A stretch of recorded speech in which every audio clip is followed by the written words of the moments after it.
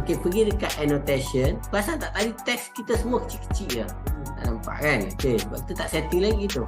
Okey, sekarang kita baru nak setting. Okey, pergi dekat ni, text style.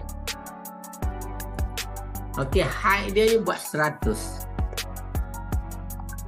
Untuk text height tu 100. Okey, apply. Close. Okey, bermaksud bila kita nak lukis, nak masukkan teks, pergi dekat multi line. Okey, klik kat sini. Okey, contoh AutoCAD